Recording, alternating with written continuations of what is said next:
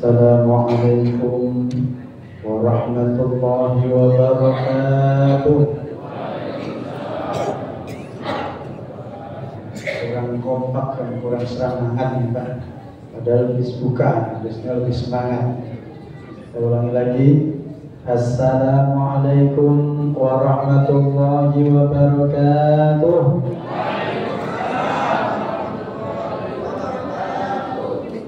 Yang menjawab salam dengan ikhlas dan mau mendengarkan sama saya dengan ikhlas. Semoga Allah jadikan hidupnya berkah. Allah berikan rezeki yang melimpah sehingga bisa buat beli rumah, buat beli mobil mewah, buat beli sawah, buat beribadah, ziarah ke Mekah dan Madinah. Yang belum nikah bisa buat biaya nikah. Yang sudah nikah bisa buat nambahnya istiqomah. Amin ya rabbal alamin. Karena kalau nambah yang beneran ibu udah melontot nih Mbak. Alhamdulillah. Alhamdulillahilladzi ja'ala Ramadan syahrus shiyam alladzi unzila fihi al-Qur'an hudan lin-nas wa bayyinatin minal huda wal furqan. Wassalatu wassalamu ala asyrafil anam wa ala alihi wa sahbihi dzawil kiram. Jamaah salat Isya dan tarawih Masjid At-Tarbiyah yang dimuliakan Allah Subhanahu wa taala. Allah mewajibkan kita untuk berpuasa. Pertanyaannya, untuk apa Allah mewajibkan untuk berpuasa? Kalau lagunya Bimbo kan, ada anak bertanya pada ayahnya, buat apa kita berlapar-lapar puasa? Maka ini pertanyaan ini juga perlu kita jawab agar kita semangat dan ikhlas dan benar-benar apa yang menjadi tujuan puasa ini benar-benar tercapai pada diri kita. Amin ya rabbal alamin. Kalau kita teliti lebih dalam, maka sesungguhnya puasa ini hakikatnya untuk kebaikan kita, baik kebaikan di dunia maupun di akhirat. Coba kita lihat, Allah mewajibkan kita berpuasa. Dengan berpuasa, la'allakum tattaqun, agar kita menjadi orang yang bertakwa. Dan dengan bertakwa, maka hidup kita mulia. Ya, ingat-ingat AA semua nih ya. Dengan berpuasa hidup kita mulia. Dalilnya ada nggak? Ada. Inna akramakum indallahi atqakum. Orang yang paling mulia adalah orang yang senantiasa bertakwa. Dengan berpuasa berarti kita sudah menyiapkan bekal yang terbaik untuk kita bawa. Ya. Ayatnya juga ada. Wa tazawwadu fa inna khairaz zadit taqwa. Dan berbekallah, sesungguhnya sebaik-baik bekal adalah ketakwaan kepada Allah Subhanahu wa taala. Dengan bertakwa, maka Allah Subhanahu wa taala akan memberikan rezeki yang tidak disangka-sangka. Dan juga Allah akan mudahkan urusan kita. Dan diberikan jalan keluarnya. Wa may yattaqillaha yaj'al lahu makhraja wa yarzuqhu min haitsu la yahtasib. Siapa yang bertakwa kepada Allah, maka Allah akan berikan jalan keluar dalam masalah hidupnya dan Allah akan berikan rezeki yang tidak disangka-sangka. Dengan berpuasa juga, dengan bertakwa, dan salah satu yang menyebabkan kita bertakwa adalah ketika kita berpuasa, yaitu kita akan dimudahkan dalam kehidupan kita, dalam urusan kita. "May yattaqillaha yaj'al lahu min amrihi yusra." Barang siapa yang bertakwa kepada Allah, maka Allah akan mudahkan urusan kita. Amin ya rabbal alamin. Dengan bertakwa, Allah akan melipat gandakan amal kita. Atau bahasanya dengan bertakwa Allah akan melipatkan gandakan amal kita. Dan juga dengan bertakwa Allah akan menghapus dosa. "Man yattaqillaha yukaffir 'anhu sayyi'atihi wa yu'dhim lahu ajra." Barang siapa yang bertakwa kepada Allah, maka Allah akan hapus dosa-dosa dan Allah akan melipat gandakan amal kita. Dan perlu diketahui bersama bahwa dengan bertakwa maka Allah akan menjadikan hidup kita bahagia. Wattaqullaha la'allakum tuflihun. Bertakwalah kepada Allah. Dengan kamu bertakwa, maka Allah akan menjadikan kita beruntung dan bahagia.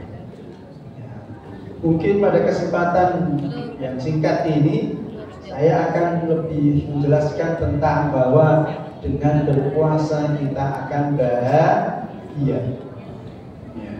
Apakah benar? Benar.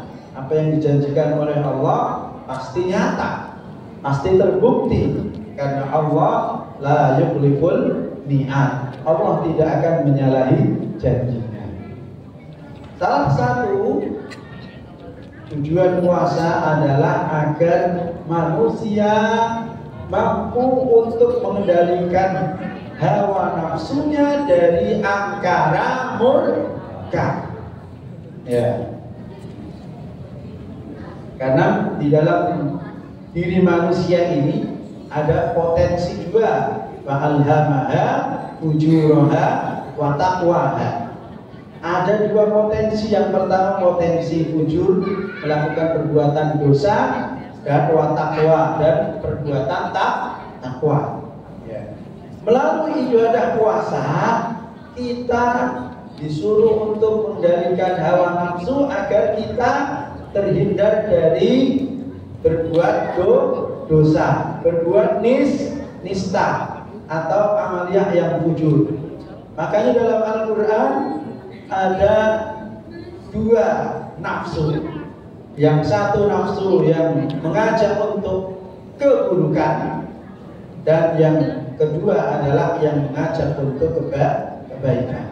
Melalui ibadah puasa, maka seseorang harus mengendalikan dari nafsu ammarah, nafsu yang mengajak untuk berbuat buruk. Innan nafsa la'ammaratun bisu'. Sungguhnya nafsu itu menyuruh untuk perbuatan yang tidak baik. Dan juga nafsul lawamah yang menyebabkan manusia menjadi hina dan juga menyesal di kemudian hari. Ya, la uqsimu biyaumil qiyamah wa la uqsimu bin nafsil lawwamah. Jadi nafsu lawwamah ini yang tidak baik, yang harus dihindari. Dan dengan melakukan ibadah puasa, maka seseorang akan bisa terhindar dari dua nafsu yang buruk ini. Ya, karena itu Rasulullah SAW Asyamu junnatun. Puasa itu adalah temeng atau perisai. Perisai gampangnya itu pengaman, gitulah ya. Pengaman kita dari apa? Dari perbuatan yang tidak baik. Sehingga dalam Islam itu kalau kita berpuasa, kalau ada orang yang mencaci kita, ingin mengajak berantem kita, katakanlah inni shaimun, saya sedang berpuasa, saya sedang berpuasa. Karena dalam puasa ini kita dilatih oleh Allah Subhanahu wa taala untuk mengendalikan hawa nafsu kita dari yang halal, ya, apalagi yang haram. Yang halal kalau belum waktunya maghrib, walaupun kita lapar, walaupun kita haus, kita tidak akan sentuh makanan dan minuman. Nah, dengan kita taat dan patuh terhadap perintah Allah yang halal ketika selain berpuasa, di bulan lain ketika kita tidak berpuasa, maka diharapkan perbuatan-perbuatan yang benar-benar haram bisa kita tinggalkan. Dan dengan bisa meninggalkan perbuatan-perbuatan yang tidak baik ini adalah hal yang dapat menyebabkan seseorang bahagia. Ya. Salah satu penyebab orang yang saat ini mendekam di penjara, ya, salah satu penyebabnya adalah karena seseorang itu tidak bisa mengendalikan hawa nafsunya dari angkara murka. Baik karena wanita, karena tahta, dan juga karena makanan yang bisa menyebabkan kita celaka, seperti narkoba. Ini ngepasin AA ini juga latihannya lama juga nih Pak. Ini ternyata ini, makanya dalam Al-Quran Allah Ta'ala berfirman, ya ayyuhalladzina amanu innamal khamru wal maisir wal ansab wal azlam rijsum min amali syaitan fajtanibuhu la'allakum tuflihun. Artinya, hai orang-orang yang beriman, jauhilah dari khamr, minuman keras, dan juga artinya yang memabukkan, yang merusak jiwa manusia. Yang kedua juga judi, juga mengadu nasib. Rijsum min amali syaitan. Semuanya itu adalah amal-amal syaitan. Maka yang saya tekankan di sini keterangan Allah, fajtanibuhu, maka jauhilah perbuatan yang dosa-dosa itu, la'allakum tuflihun, agar kamu beruntung. Apa enaknya kalau orang sudah masuk ke penjara, semuanya dibatasi, ya. Belum lagi kalau mungkin kalau yang kaya, ya sekarang ada peraturan nanti, ya, kekayaannya akan dimiskinkan. Kita harus dukung itu. Karena salah satu itu kasihan juga, duit sudah, kalau penjara bagi orang yang punya duit kan sama aja hotel, ya. Kepengen wanita dia ada bilik cinta, katanya begitu. Saya sendiri juga, tapi kalau yang nggak punya, wah bahaya Pak, di situ lagi semua, gitu kan, ya, nggak, sudah lama nggak ketemu istri, bayangin aja itu. Makanya di situ kalau nggak kuat dalam bahaya, bisa disodomi, naudzubillah min dzalik. Itu kan saya soalnya sering ngajar di LPC Pinang, Pak. Salah satu pekerjaan saya adalah keluar masuk penjara, gitu kan.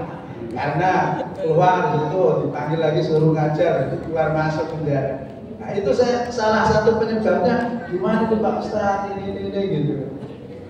Yang di luar dia nggak melakukan begitu, tapi ketika kumpul lagi semuanya, batangan semua, ya, sudah lama nggak ketemu, waduh, alhamdulillah, itu sengsara.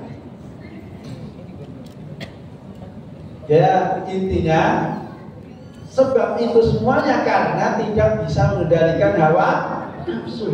Melalui ibadah puasa kita disuruh untuk melatih itu. Tujuannya agar kita bahagia.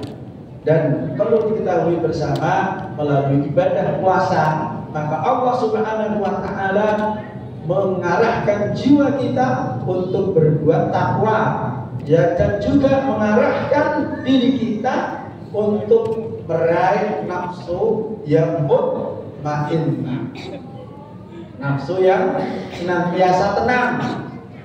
Al-Qur'anul Karim menyebutkan, ya ayyatuhan nafsul mutmainnah irji'i ila rabbiki radiyatan mardiyah fadkhuli fi ibadi wadkhuli jannati. Wahai jiwa yang tenang. Apa yang menyebabkan jiwa yang tenang itu? Al-Quran lanjutannya menyebutkan radiyatan mardiyah, yang senantiasa ridho, bersyukur, tawakal, sabar. Jadi sifat-sifat inilah yang harus ditanamkan ketika seseorang melaksanakan ibadah puasa. Kalau orang memiliki sifat ini, maka hidupnya akan bahagia.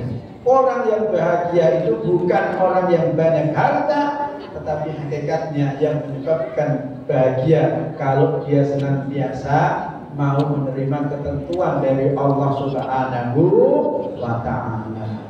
Karena itu Rasulullah menyebutkan innal ghina ghinan nafs. Orang yang kaya itu adalah orang yang jiwanya yang senantiasa menerima ketentuan dari Allah Subhanahu wa Ta'ala. Semakin kita tidak mau menerima, semakin kita kufur nikmat, maka di situ tidak akan ada yang namanya kenikmatan, tidak ada yang namanya ketenangan, dan kebahagiaan tidak akan diperoleh oleh seseorang. Maka untuk itu, melalui ibadah puasa, Allah menyiapkan kita agar memiliki jiwa-jiwa yang mutmainnah, memiliki sifat-sifat yang terpuji atau sifat yang mahmudah. Sehingga ketika kita memiliki sifat ini, maka akan bahagia dengan kondisi apapun. Bagi orang yang beriman dan bertakwa, kita yakin bahwa la yukallifullahu nafsan illa wus'aha. Allah tidak akan membebani, ya, hambanya sampai batas kekuatannya. Artinya kalau nggak kuat nggak mungkin. Artinya ketika Allah memuji kita, berarti Allah tahu bahwa kita sanggup. Makanya dalam Al-Quran, wala tayasu min rauhillah, maka janganlah kamu berputus asa dari rahmat Allah. Semakin kita ridho pada Allah Subhanahu wa Ta'ala, hidup kita akan semakin tentram dan tenang, maka jiwa kita akan menjadi jiwa yang mutmainnah. Maka disinilah kita akan memperoleh kebahagiaan. Belum lagi kalau orang yang berpuasa ini, ya, kata Nabi kan lis-shaimi farhatan. Bagi orang yang berpuasa itu akan memperoleh dua kebahagiaan. Farhatun inda iftar, yaitu kebahagiaan ketika berbuka puasa. Bisa kita bayangkan begini Pak, mengukurnya begini. Kalau Bapak Ibu biasa makan jam 12 siang, makan sampai jam 3 karena mundur sekarang kegiatan, akhirnya mundur sampai jam 3. Ketika makan jam 3 itu merasakan kenikmatan nggak Pak? Kebanyakan dari kita nggak merasakan kenikmatan. Bahkan justru kalau mereka punya penyakit mah, nah disitulah awal penyakit mah. Nanti kalau mah lanjut lagi bisa asam lambung dan sebagainya, gitu kan? Itu begitu. Tetapi ketika kita berpuasa, kita menunda dari makan biasa kita bukan hanya 3 jam, tapi kurang lebih 6 jam sampai jam 6, ya, kurang lebih gitu ya. Ketika kita minum, nikmat gak Pak? Kenapa? Karena Allah sudah jamin. Makanya air putih mereknya sama, ukurannya sama, tapi rasanya berbeda ketika kita minum di saat berbuka. Maka ini adalah awal pertanda bahwa dengan menjalankan perintah Allah, salah satunya adalah puasa, itu benar-benar nyata untuk menjadikan seseorang bahagia. Sepakat ya Pak? Sepakat ya Bu? Itu begitu. Belum lagi nanti di akhirat janji Allah, wa farhatun inda liqa'i rabbih, dan nanti akan bergembira ketika mendapatkan nikmat yang paling utama, yaitu di surga dan bisa melihat Allah Subhanahu wa taala. Wujuhun yawma idzin nadhirah ila rabbiha nadhirah. Sedih-sedih ketika melihat Allah Subhanahu wa taala. Bahkan bagi orang yang berpuasa, Allah siapkan pintu khusus yang namanya apa Pak Bu? Ar-Rayyan, babur pintu dari Ar-Rayyan. La yadkhuluha illa shaim. Tidak akan masuk ke pintu ini kecuali orang yang berpuasa. Maka di sini kalau kita teliti lebih dalam, ketika Allah wajibkan suatu bukan untuk Allah hakikatnya, tapi hakikatnya kalau kita teliti di dalam adalah untuk kebaikan kita bisa terhindar dari sifat-sifat yang madhumah, yang buruk, nafsu yang lawamah dan amal, sehingga kita memiliki sifat yang mutmainnah atau jiwa yang mutmainnah. Maka ketika seseorang memiliki jiwa yang mutmainnah, maka akan meraih kebahagiaan di dunia. Nah, sekarang pertanyaannya, orang yang mana yang nggak senang kalau kawannya itu senantiasa sabar, kawannya itu senantiasa bersyukur, ya, yang senantiasa tawakal, yang senantiasa menerima, bahasa Jawanya menerima tanggung, ya, menerima dari ketentuan Allah Subhanahu wa taala. Kita ini hanya makamnya ikhtiar, menjemput rezeki. Kalau yang kita jemput kebetulan banyak, ya alhamdulillah. Tapi ketika belum banyak, syukuri apa yang ada. Hidup adalah anugerah. Jalanilah hidup ini dengan amal yang nah ini gampang nih. Ini lagu populer dulu nih Pak. Syukuri apa yang ada, hidup adalah anugerah, menjalani hidup ini kan yang terbaik. Ini syair bagus ini. Jadi kita harus bersyukur, syukur yang ada. Karena dengan mensyukur yang ada, maka ini adalah sebab akan diberikan kenikmatan yang lebih baik lagi dari Allah Subhanahu wa taala. La in syakartum la azidannakum. Kalian bersyukur kepada Allah, la azidannakum, maka Allah akan menambahkan nikmatnya kepada kita semuanya. Jadi ini semuanya syariat diperintahkan oleh Allah untuk kebaikan kita, agar kita bisa merealisasikan tujuan hidup kita. Rabbana atina fid dunya hasanah wa fil akhirati hasanah wa qina adzabannar. Alhamdulillahirabbil alamin. Dari kami apabila ada kesalahan atau kehilafan, kami mohon maaf yang sebesar-besarnya. Ini saya nggak banyakin materi fullnya nih Pak, soalnya subuh masih ada. Kalau dihabisin sekarang nanti materinya habis. Wallahu a'lam bishawab. Wassalamualaikum warahmatullahi wabarakatuh.